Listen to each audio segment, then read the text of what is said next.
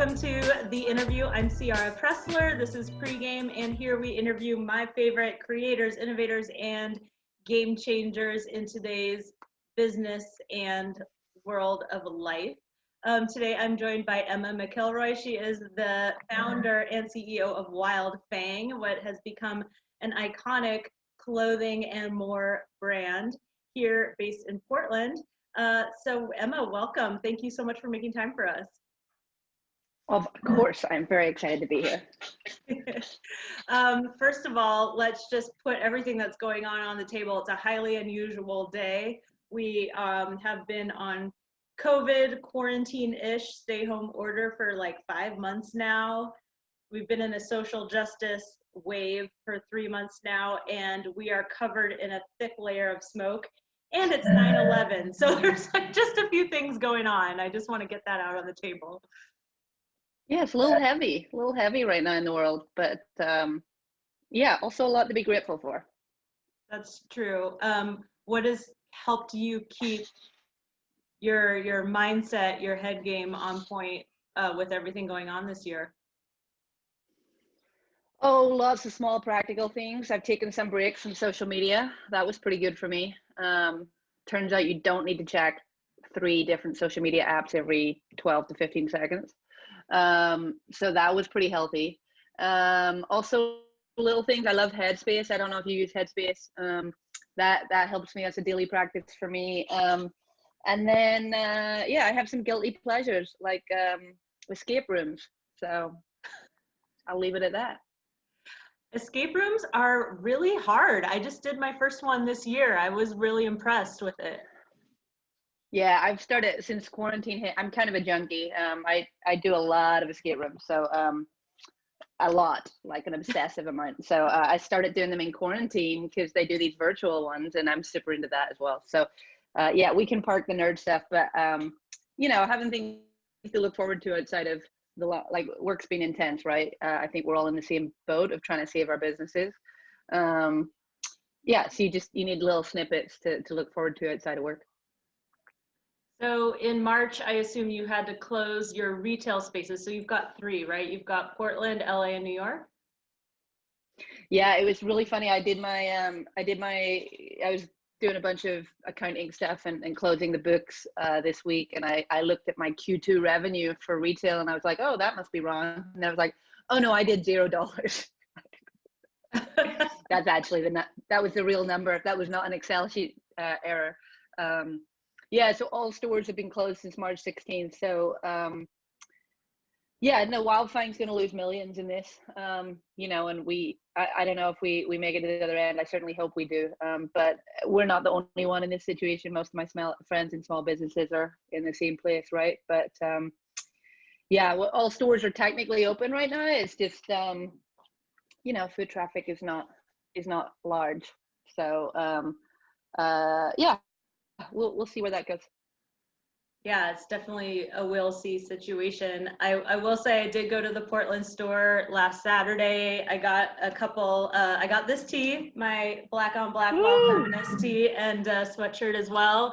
And the store staff were like in great moods and super helpful. And it was just a lovely, lovely thing to do. So definitely encourage everyone to stop by.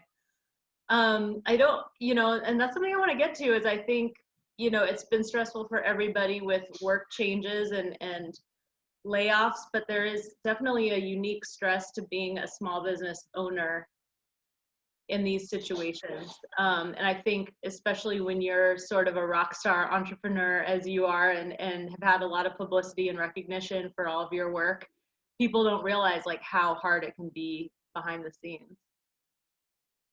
Yeah, I think, you know, I think the small business piece is, we don't have all the resources, right? So I am my company's legal, I'm my company's HR, I'm my company's, you know, a number of functions that we just don't have, right? So I think any small business faces that. And then I think when you have some kind of brand, so when you have, when you've built some kind of personality on the outside, whether it's for a founder or for the brand as a whole, you know, I think that raises the bar, right? So the standards that you're expected to deliver are pretty high. And sometimes those two worlds, you know, create a conflict, right? When you don't have the resources, but the expectations are high. So certainly not making any excuses. You know, we've learned a ton this year in a number of ways, and we're getting better in a number of ways. But yeah, it's tough. It's tough when you know, sometimes I call it the petri dish. You know, you're learning in real time and the world's watching you. You know, and that's kind of a weird, funky place to be. Most people do their learning quietly. You know, like if you're studying for a test, you tend to do that away from the world, quietly in your bedroom, right, as a kid or whatever. But in the role that I'm in and you're in and many other people are in, you're sort of learning publicly in real time, because you don't have all the answers and you don't have all the resources. So yeah, it's not always easy, but you know, we chose to be here. So yeah, it's a choice. We have to own that choice. There's that really famous 100%. quote by Steve Jobs, "Stay humble, stay foolish." And I think you do such a good job of approaching your business and everything with a lot of humility. Is that a conscious decision, or is that just your nature? Oh, I don't know if it's my nature. I think most entrepreneurs are slightly arrogant. You know, so I don't think it's, I think you need just the right amount of arrogance and the right amount of naivety to do this, right? Otherwise you wouldn't be stupid enough to do it. So I don't think it's that. I think it's more that, I think it's two things. I think firstly, when you've had enough knocks, you know, when you have learned that you are wrong almost as much as you are right. It's just a data point, you know, for me. Even after, you know, 6 or 7 years, I would say I still make mistakes every day. I still make wrong decisions at least weekly, if not daily. So when you're conscious of that, I just think it's a really good, again, it's just data. It's just another thing to hold in your head, is knowing that you don't have all the answers and you've made plenty of mistakes. And so I spend as much time, obviously I have to make decisions, I have to give a point of view to the team, I have to give a vision, but I spend a lot of time thinking about contingency, because, you know, that's proven to be true. And I think maybe that's different for a seasoned entrepreneur. This is my first business, and first venture into this particular industry. So maybe that's different if you've done it before, but again, it's really cliched, but failure teaches you so much, right? And so I think if you go in with that attitude that there might be failure on the horizon in one of the ventures that you're trying to pull off, you're going to learn faster, you know. And that was kind of the second thing that I was coming to, is ultimately kind of the mission and why you're doing it. And I truly am doing it for something other than myself. Like, I truly believe that the world needs Wildfang and needs more things like Wildfang. I certainly never intended that Wildfang would be the only one in this area or the only one trying to do this. I hope it inspires many other people that come behind us.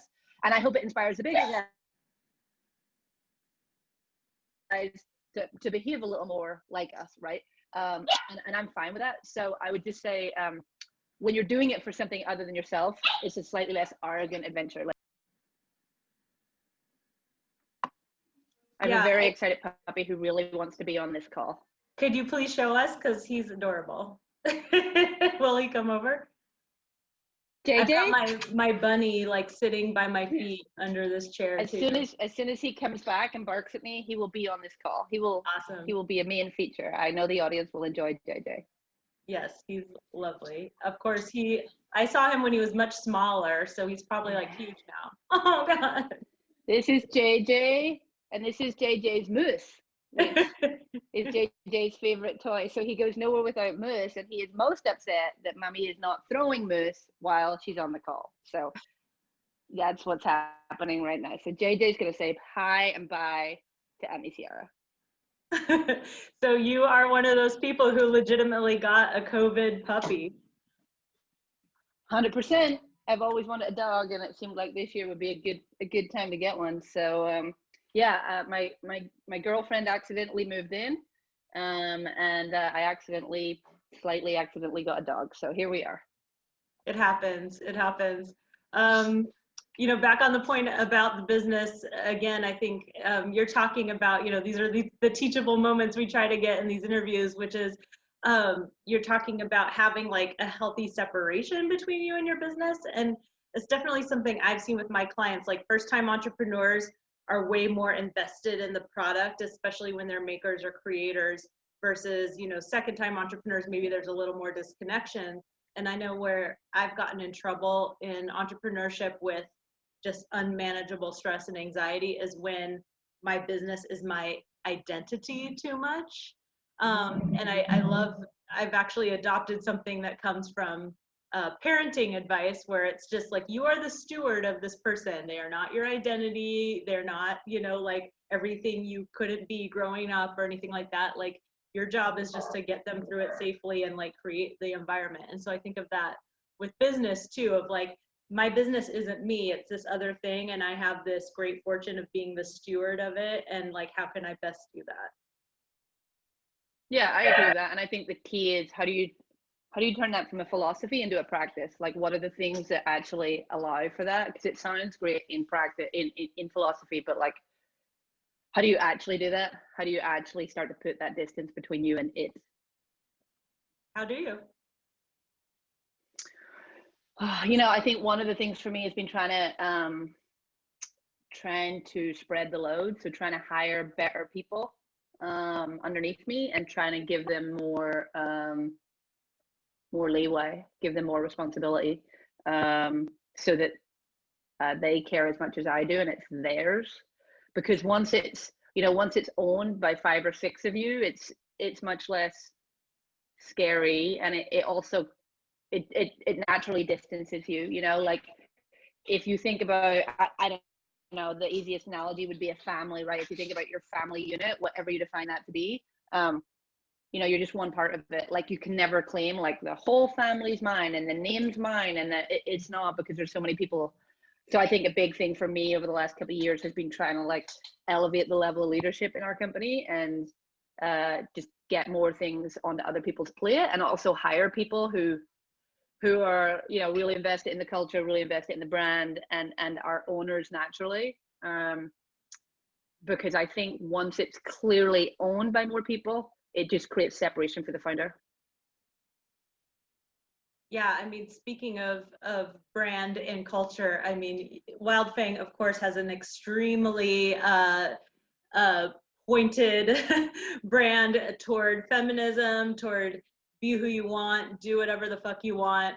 You know, I mean, in Pre-Game's marketing classes, we'll put like Wildfang social media up on the screen and talk about like how you're doing it right. Yeah. And so, you know, but I'm sure there's also pitfalls to that. So first, you know, how did you even go about having such a strong point of view with a clothing brand?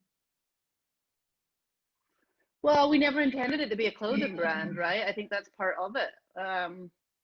I hate shopping and I hate fashion. So I was doing it because of expression. I was doing it because myself and many other people somehow felt like they didn't belong, or felt like they were wrong, or felt like their choices were wrong, or felt like they just were not fully, you know, they were not fully living into their potential. They were not fully expressing themselves. And it's a really rough thing when you don't fully express yourself. Like, you don't sort of feel whole, you know, and things don't click properly. And so that's why I was doing it. I'd never really thought like, you know, how many times a season will we change the line, or like, you know, which colors and prints. Like, it was more of a, hey, we're trying to give people a message, and we're also trying to connect people to each other. Those were the primary aims. It just so happened that came through uniform. And it's funny, I tend to use the word uniform more so than fashion, because if you think about uniforms, and of course there's military connotations, but you know, your favorite team wears a uniform, right? It connects people through values, through beliefs, and they typically have a shared passion.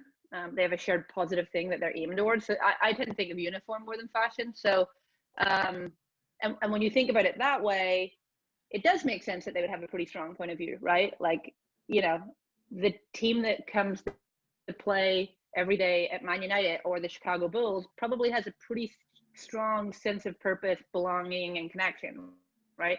And so, yeah, it was never really about fashion or shopping in its most like obvious sense.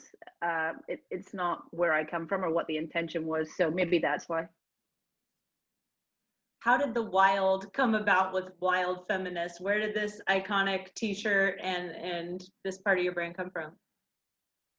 Yeah, the Wild Feminist thing was funny because when we did it, so it was 2015, so way before everybody else, way before most people started like putting feminism on t-shirts and pouches and stuff. And what happened was, you know, as a brand team, myself and Tara Lynn are always looking at what comes next. Like, where's the consumer going next? What do they care about? What matters? Because we're always trying to stay one step ahead of the conversation. And we had seen some commentary in our social channels around like the word feminist and how it wasn't a positive word. And that was a little bit surprising to us. We were kind of like, hey, there's emotional energy in that word, whether it's positive or negative, that we should understand. And so we sent this survey out to about, I don't know, 250 friends or connections. And the results were wild. And basically all it said is, are you a feminist? Yes, no, not sure, why? And the results were wild, like unbelievable. You know, like, I'm not a feminist because I've never burnt my bra. I'm not a feminist because I'm a man. I'm not a feminist because I'm too old. I'm not a feminist because I prefer watching men's sports over women's sports. Like, right? And so there was just this wild miseducation and disagreement. And so we were like, okay, that's rich, right? We can bring something to that conversation. We can bring a point of view. And so when we shot our first feminist collection, we shot it on a group of people that may not always be wildly accepted as feminists, right? We shot it on some men. We shot it on actually a really cool Portland rapper. We shot it on a minister. You know, the church is certainly not being feminist in its point of view. We shot it on a Muslim social justice activist wearing a hijab, which again, certainly not us, but some people might have a point of view on that. So yeah, we shot it on this really interesting group of people to spark the discussion, not to say we have the answer, but to say what's interesting about this and what's your point of view on it. And you know, the Wild Feminist, you know, you specifically asked where the language came from. Obviously there's Wildfang, so Wild Feminist felt like a natural brand extension, but beyond that, we just kind of felt like you couldn't be a part feminist. And it's funny I say this now because obviously the world has blown up into a dumpster fire since, but at the time it felt like there was so much at stake. You couldn't just loosely dip your toe into feminism. You either had to fully support intersectional feminism or not. You know, you either had to fully embrace trans women in the movement or not. You had to, like, it just felt like there was a lot of stuff that we needed to be really clear on. And so for us, we were like, the word feminist is already like edgy. Fuck it, let's go all the way. Like, let's just say we're not just feminists. We are wild, crazy, emphatic, passionate feminists. We are as feminist as they come, you know, to just sort of ram home the point.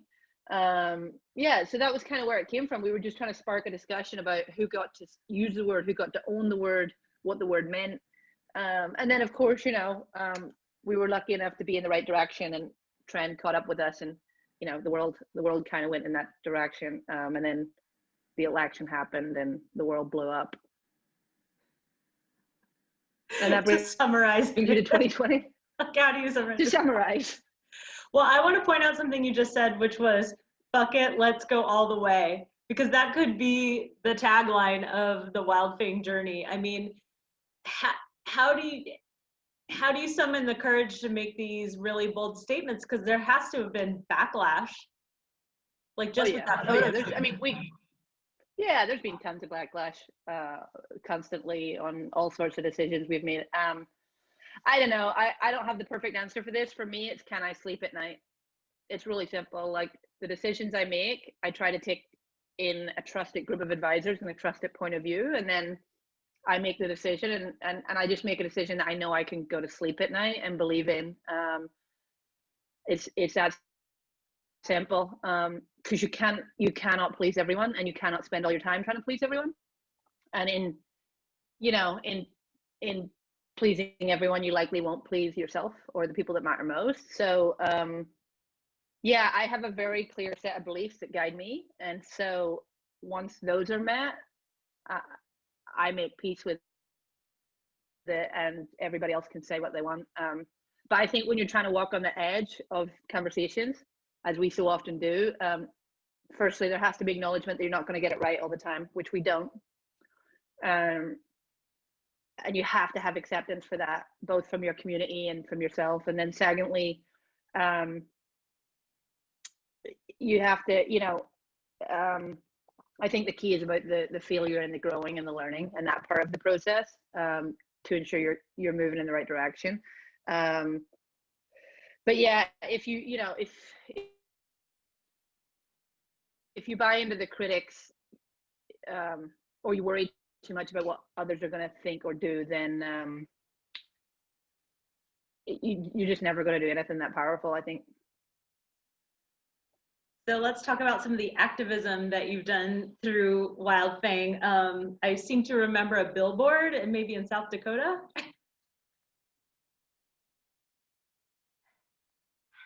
Can you share that story? Yeah, that was a wild experience. That was, again, some of our best stuff. Yeah, some of our best stuff isn't planned. It just comes from the heart. It comes from the stuff that matters to us and matters to our consumer base and to our community. The South Dakota story was, there was a conversation rumbling about abortion rights, and we could see that starting to come up and starting to be debated. And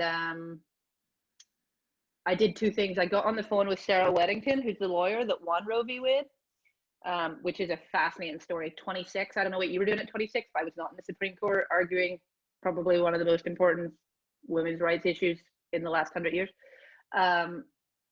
So I got on the phone and chatted to her. And then I got on the phone and chatted with, we work really closely with Planned Parenthood, and I got on the phone with one of my friends there and said, hey, can you get me to somebody closer to this issue? Like I see there's a number of states where there's only one abortion clinic left. That doesn't seem to make sense. Can you get me to one of those states? And she said, yeah, I actually have friends at the South Dakota abortion clinic, or clinic that performs abortion services. And I got on the phone with them, and I'm not a big crier, but I burst into tears the second I got off the phone, hearing just how hard they work and the number of restrictions, challenges, and pain points they face, and how committed they are, how dedicated, how positive they are in their work. I came off that call, things like, so what most people don't realize is the majority of people, certainly who access that clinic, but actually in general, are mothers. The majority of people who access abortion services, most people don't know that. They think it's like a 14-year-old girl that accidentally got pregnant. It's not. It's often an economic and independence decision. Most people don't realize. So at that particular clinic, something like 30 to 40% of the women would travel over 300 miles on public transport to get there. And then rules were introduced to say you had to see the same doctor twice within 3 days in order to be able to move ahead. So you had to see them first to get the decision, and then you had to see them a second time to do the procedure, because you had to think about your decision. Like, of course, you just showed up there without thinking about it. So you had to really think about it. And what had happened was locally there was so much violence against doctors. Local doctors couldn't perform the services. They had to fly people in. So now you have this crazy complicated logistical challenge where doctors are coming in and out, but you've got to see the same doctor twice in 3 days, and you're on public transport, and you have kids at home, right? And so it's just this heartbreaking story of how we basically remove all control from a woman, and we make her life as hard as possible when she's already making one of the hardest decisions in her life.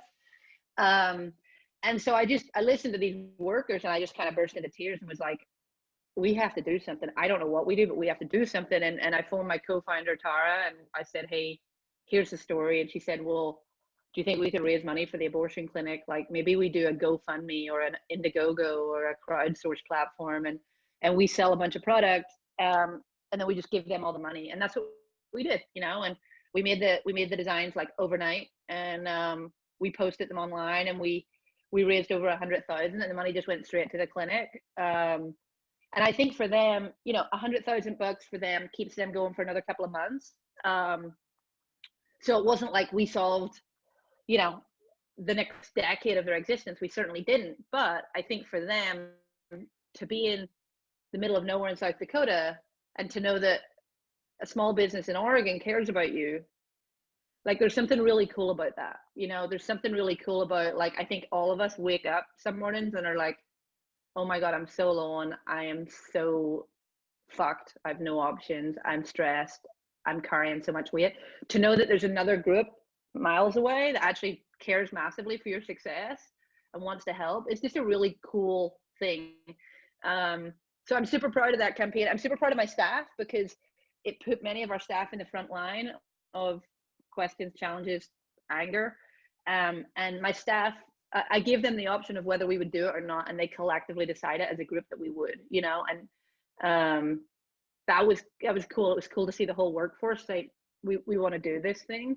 So yeah, it was unplanned. I don't know if it was a good business decision or a bad business decision. It's not like we got a ton of PR from it. It's not like sales lifted. Sales weren't even going through our platform. We didn't even get the email addresses, right? They were going through another platform. So I'm not just going to stand here as a CEO and tell you I made some great business decision. I don't know if I did. And actually, probably many of the decisions we made are arguably not great business decisions, but I can sleep at night and it sure felt good. So yeah, I don't know if that answers the question, but that was the story behind it.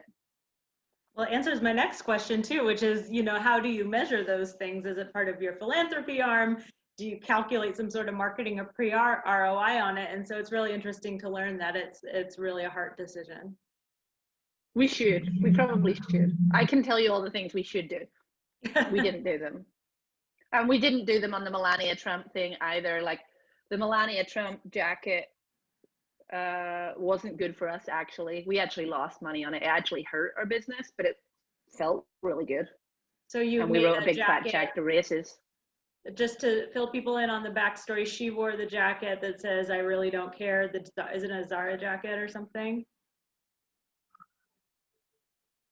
Yeah, she wore a Zara jacket that said, I really don't care. We produced a jacket very quickly that said, I really do care, don't you? We sold 6,000 items in 6 days, which is bonkers for us. We would never normally sell that. And we raised a ton of money for an immigration charity called Races. But it was hugely complicated for our back end because we didn't yet have the product produced. And so it was very painful from a finance and ops perspective. And in many cases, we actually lost money because there's all these really boring things that you don't want to talk about. There's a 30-day window to capture payment through Offnet and things like that. And but it was about 38 days to get the product. So by the time we tried to capture the money, we couldn't, but we didn't feel good asking people for it again. So there was all sorts of weird things that happened, which actually hurt our business. It took a huge amount of my team's time, but so that one's a little different because there was quite big PR value from that, but it's real hard for an entrepreneur to tie PR to a P&L. Like that's really hard as a PR person. Yeah. Well, but it felt good and it felt right. So sometimes that's what it's about. So you're very obviously, politically involved and vocal. You're about changing the culture in society. You're based in Portland. The business is based here, but you're not from the US. So I'm very curious about you getting really mobilized for all of these things when you grew up somewhere else. So give us a little background. Yeah, I grew up in Northern Ireland. So I grew up in Belfast. So yeah, it has its own problems, as you might be aware. So I'm pretty aware of what civil war looks like to some extent, or civil unrest.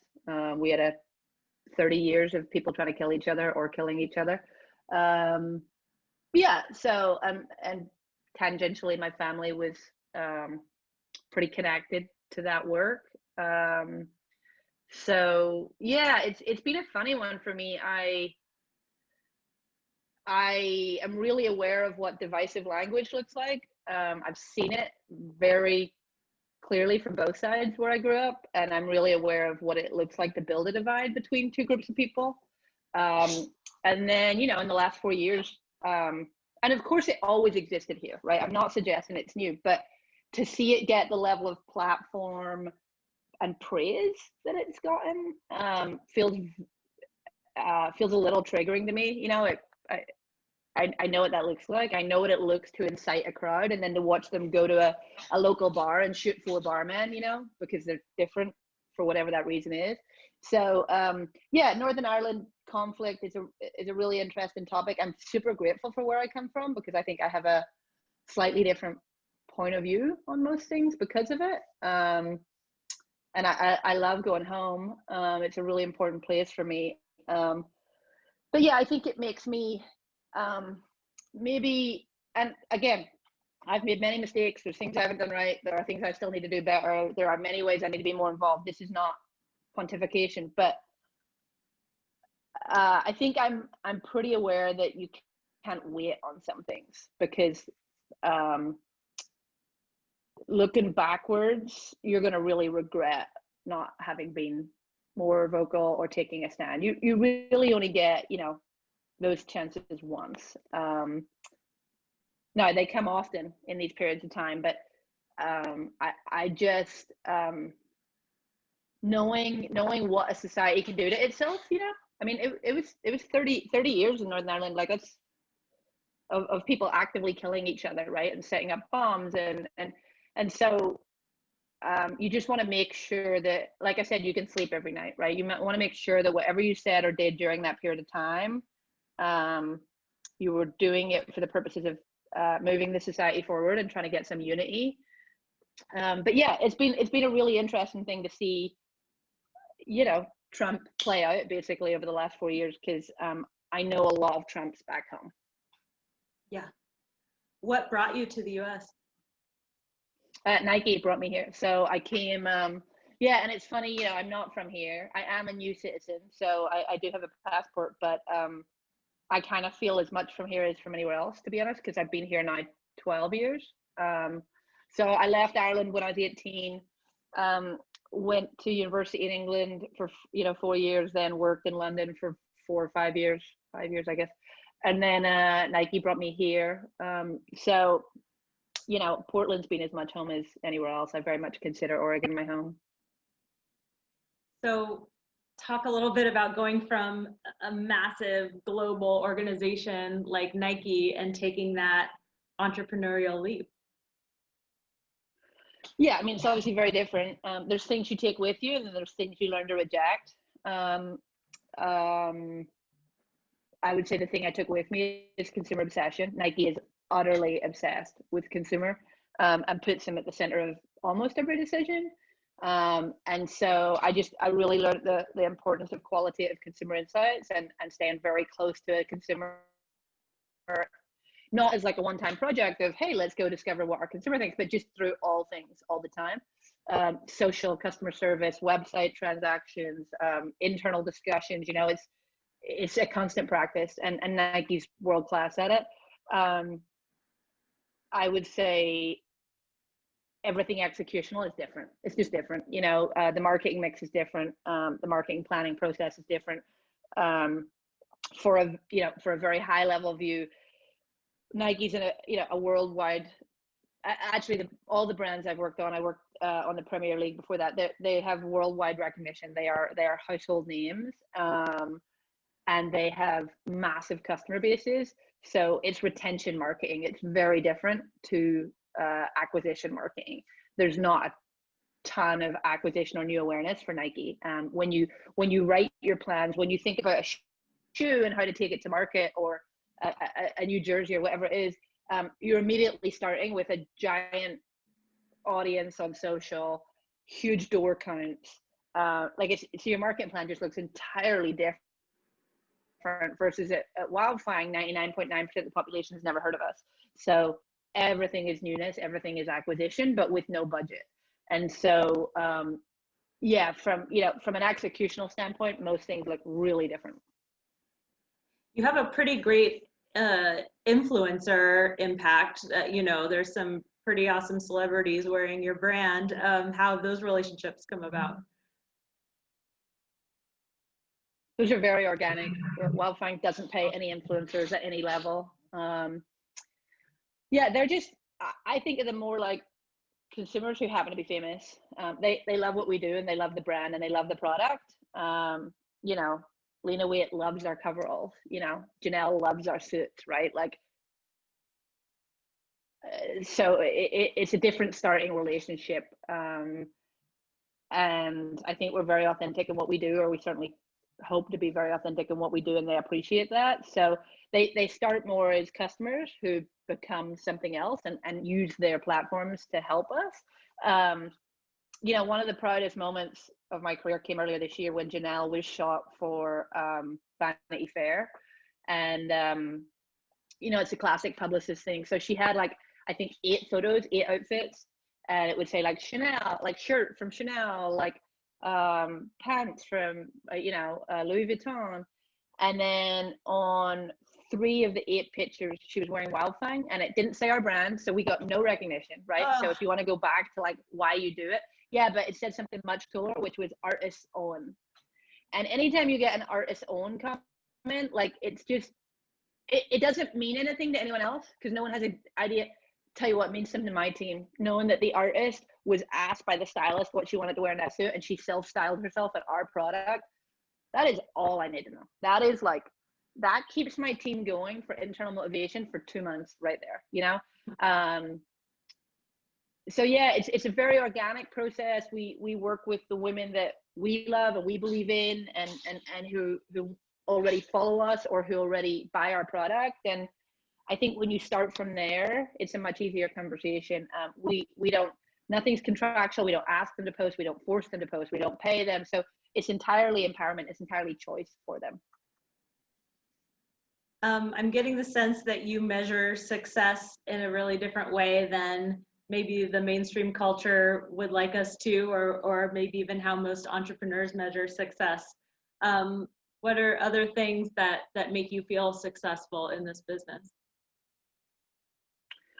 I mean, again, I'm very biased to brand marketing because I'm a brand marketer, but consumer reaction means everything to me. When I have a customer who writes us like a big long email about their incredible experience in store, or how they've never felt comfortable shopping anywhere, or they've never, you know, they've never really enjoyed shopping or fashion, and now we've changed that for them.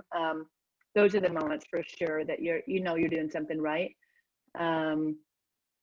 Yeah, so I'd say it's the customer reports. We've been doing this really cool thing, virtual shopping. So we give you the ability to shop in our stores but from home, and the reports from that have been unbelievable, you know. And it's all a testament to the staff, Ruth and Eva and Matt, who are running it.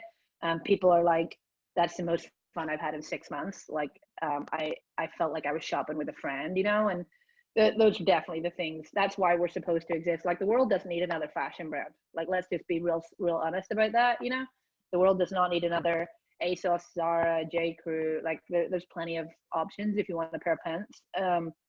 But I think the world needs a little bit more heart and a little bit more connection. So, speaking of, you had an incredible TED Talk at TEDx Portland a few years ago. I was in the audience and everyone was like crying. It was called Yeah, Baby. For those who haven't seen us, can you give us just a quick background on the inspiration for your TED Talk, which I think was a letter?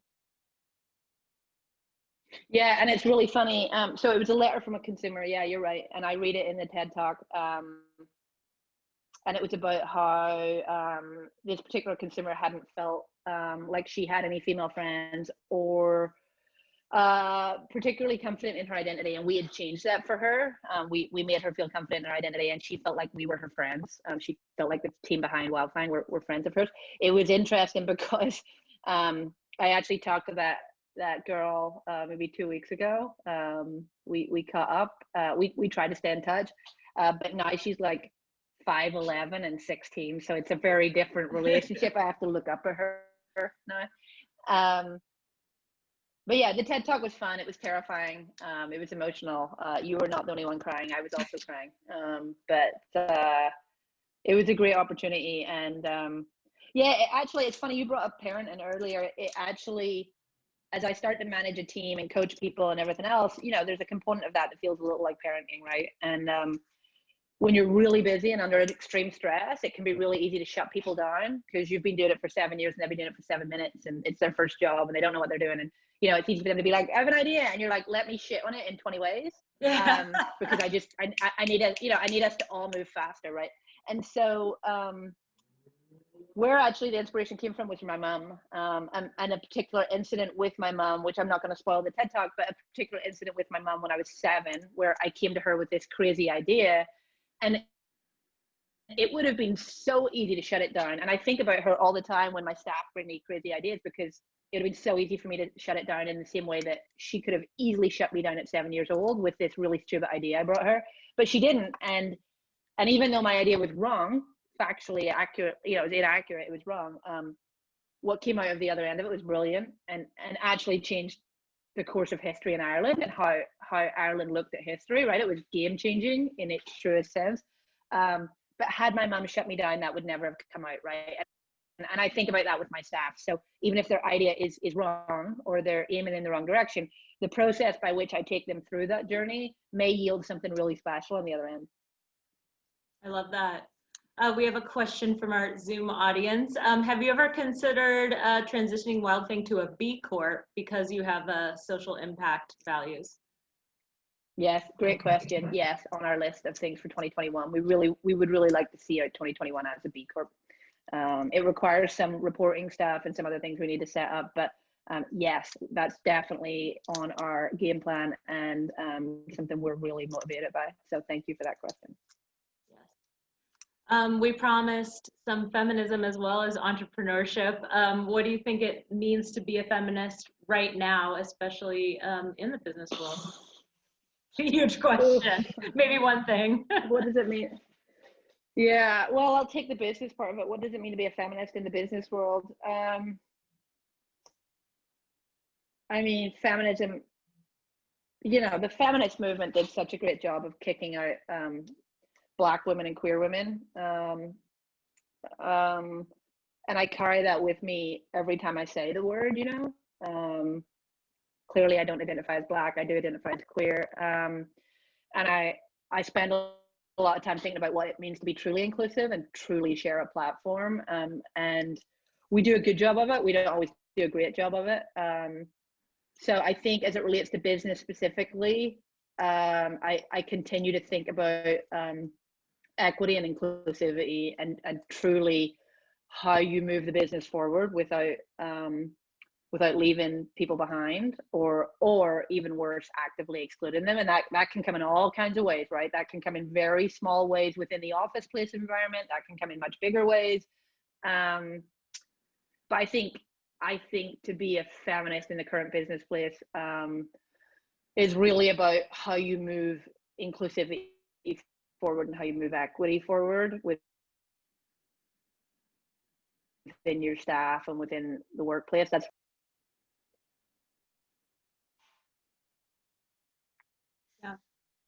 We also promised everyone some musical theater. So you and I have become better friends over the summer. And we discovered that we both have a secret or not so secret love for musicals. Where does yours come from? It's true. It's true. But one of us can sing slightly better than the other. So let's just all bear that in mind. Mine, you know, I think as a kid, my mom used to just, I had 2 working parents, and I think as a kid, my mom was sometimes exhausted, and so would just set me in front of the TV. And so I don't know what show, like, I don't know what channel was playing, but I have watched a very large amount of Doris Day. Classic. And yeah, no, anything kind of Fred Astaire, Ginger Rogers, Doris Day. I've like really doubled down on that genre. And I think it was because it was what was playing on cheap free TV in the UK in the early 80s. So I think that's where it started. And I also think kind of internally, I have like, I'm not going to use stereotypes, but I have a very camp internal heart, let's say. So in my head, what I wear to work every day is an oversized Hawaiian shirt You know, and I thought you were gonna say like a boa and a gown. That's what I would wear. No, because see, I'm more attracted to the campy men's traditional side of things, right? So like in my mind, I'm wearing like a Hawaiian muumuu, you know, with like a lei. No, I'm not in. I don't do the fabulous hyper feminine side, but I could do the campy, classically masculine side. Yeah, somewhere internally, there's like a very deeply campy man in their 70s trying to break out. And then, you know, I lived in London, like I said, and so when I lived in London, I had no money because no one in London has any money when they start their first job.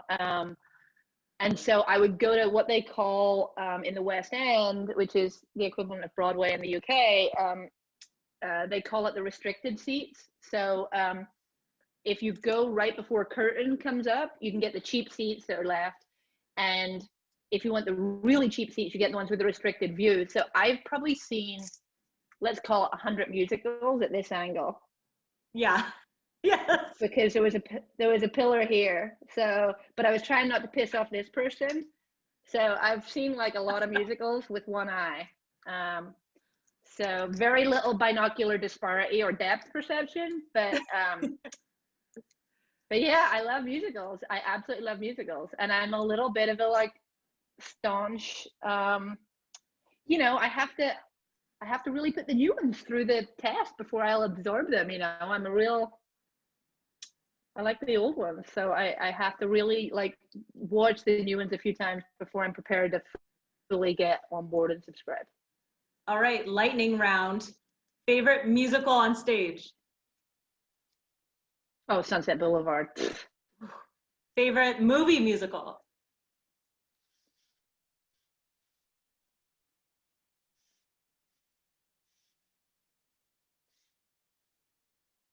Oh wait, the lightning round paused for me. That was a very bad time for my Zoom to cut. It was like thunder and lightning. So okay, I got the first movie musical. Okay. Grease. Okay. Favorite composer? I mean, that is a very long question. I'm gonna go with Vangelis for the Chariots of Fire theme tune. All right. And if you had to live within a musical, in the world of a musical, which one would it be? Oh, that's such a good question. That's not a lightning round question.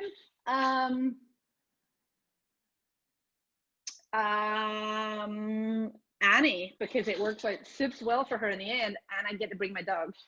Yeah. As long as I get to be Daddy Warbucks, that's like my dream. I just want the house and I'll adopt all the kids and it's all good. The two that went through my head immediately were Annie and Wizard of Oz, but I'm going to double down on Annie. Awesome. All right. I want everybody in our Zoom studio audience to drop your favorite musical in the chat. And Emma is going to pick a winner, and that winner is going to get a Wild Feminist t-shirt. So I'm going to read. Oh my God, this is so exciting.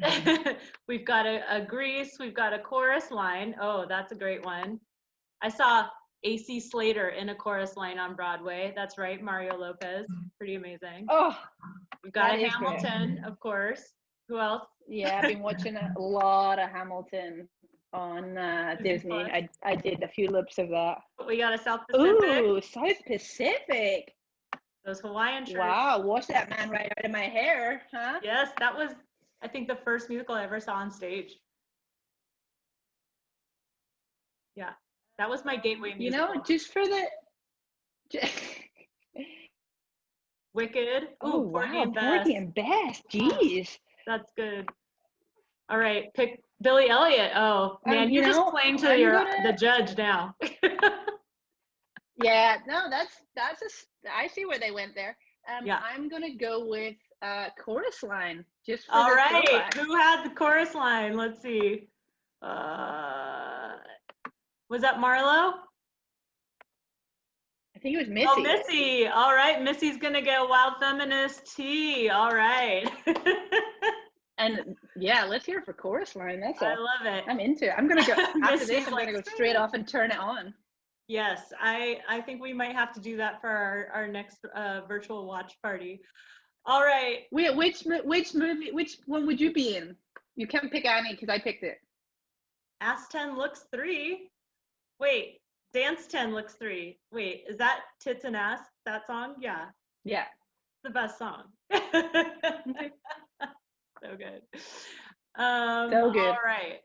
All right.